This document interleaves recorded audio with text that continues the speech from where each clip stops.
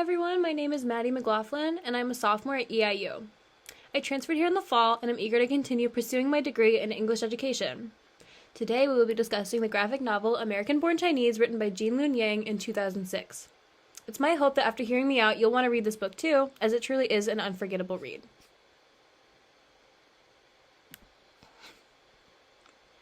The author of this graphic novel, Jin Yang, faced a similar origin to that of the main character, Jin. While his parents both immigrated from Taiwan, Yang was born in California and became part of the minority due to his school being predominantly white. While many of his identity struggles were mirrored in American-Born Chinese, the novel is not an autobiography. Now, moving into the content of the novel itself, it's an eye-opening piece that follows three stories that at first seem completely unrelated.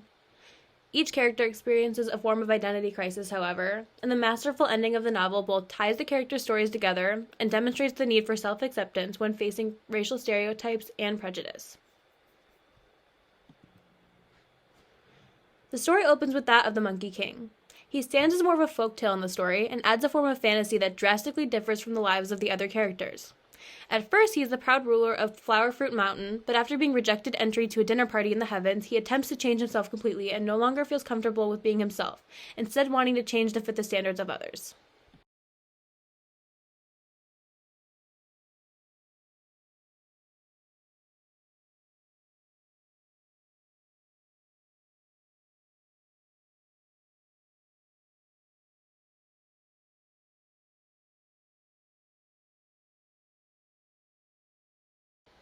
Danny's story is the third to be told. He's a seemingly ordinary boy, one who's white and spends his time fantasizing about his crush, when his Asian cousin, an embodiment of various Asian stereotypes, Chin Ki, comes to town and embarrasses him in front of both his crush and peers.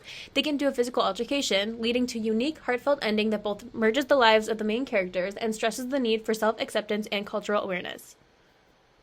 While I'm unable to spoil the ending, I must mention that one of the most beautiful aspects of this novel is realizing the connection the characters share and the lessons they all learn from one another toward the end of the story.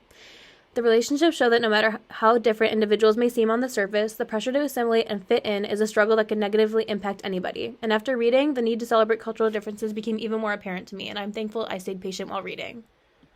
While it is undeniable that the main characters of focus are the Monkey King, Jin, and Danny, the relationships they hold with outside characters prove to be just as meaningful to the plot.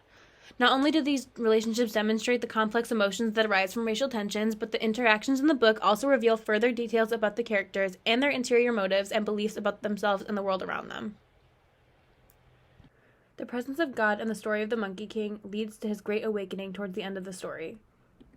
While the Monkey King initially rejects God in this sense, he learns that no matter how much he tries to change for others, he will always be a monkey, and there is nothing wrong with being a monkey, as he loved himself before the others at the party mocked him. Racism is unfortunately a learned behavior, and from Jin's story, the reader is exposed to the way in which such harmful behavior often begins at an incredibly young age. Seen here, the children in the predominantly white school are very cruel to those within the minority, and often use racial slurs and other forms of stereotypes to insult both Jin, Wei, and Susie, the only students in the Asian minority in the school. One of the most important relationships in the novel is the one between Jin and Wei. Despite their similar experience of isolation and loneliness, Jin treats Wei just as he had been treated on his first day, as seen in the comic strip provided. By saying, "This is America, speak English," he is repeating old behaviors in an attempt to fit in and assimilate. By including three stories that cover different experiences in both race and the time period, readers are given further insight into issues such as Asian hate, the pressure of being a minority, and the urge to assimilate when faced with any stereotype. Jin and the Monkey King share the same struggle of self-acceptance and often feel they must change themselves or treat their loved ones differently in order to appeal to the interests of others. As explained in this comic strip by McLeod, the graphic novel often uses amplification through simplification. Many times throughout the novel, the drawings become simplified when the text becomes more important. This stylistic choice allows the reader to both relate to the image more due to the lack of detail and focus more on the content of the text or situation rather than the artistic elements of the comic. Chin Ki is obviously drawn to fit a variety of racist, misinformed generalizations that many often make about Asians. He has buck teeth, his eyes are squinted, and he wears traditional Chinese robes, and often brings his luggage into the home in Chinese takeaway boxes. The author most likely included Chin Ki in this story to demonstrate the various insults and forms of mockery that both Jin and Danny had done their best to avoid association with throughout the story. The visual metaphors involving the Monkey King proved most significant to me, as after seeing this particular illustrations, it became clear to me that they held much deeper meaning than the text originally provides the reader. Could the pile of rubble signify the suffocating nature of racial tension and the way that one is unable to run from themselves? Could the Monkey King's attempt to run from God be an attempt to also run from himself? I don't believe there are any wrong answers and hope to hear your thoughts on this as well. I hope my explanation of the visual elements made you want to read the book more, as it is truly a fascinating read that I can see myself reading again in the future. I feel I must provide you with a warning before you read, however, as there are various racial slurs and intense language used by both misinformed children and adults in the novel. While the use of this language may be harmful, I feel it is essential. Honestly, being white, reading a book that used such hateful language and racist depictions of Asians was uncomfortable for me. I also have Chinese relatives, so it made me sad to think that they too have been made to feel like this during their lifetimes. It's baffling to see how many people can be so misinformed about cultures that are not their own, but education and true growth stems from being uncomfortable, however, so I feel as if the author has truly done his job in this sense. I know many of us in this class are currently working towards becoming teachers, and the presence of the teachers in this novel was eye-opening. Instead of making their students feel at home in the classroom, they laughed alongside their students while they belittled their new students.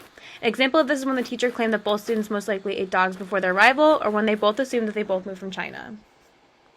By acknowledging their inappropriate behavior, as well as understanding the negative chain reaction of these actions, we can better ourselves as future educators in terms of making the classroom an inclusive, safe space for all students. Even if you're not becoming a teacher, this book is an essential read, as I feel it has the potential to make any individual more aware, thoughtful, and considerate, no matter your own background or ethnicity. Overall, I feel this book will stick with me for many years to come. It's something I could have seen myself reading for pleasure as well, and I'm thankful for the opportunity to both read and discuss it with you all today. Thank you for your listening, and I look forward to hearing both your feedback and opinions on the novel. Thank you.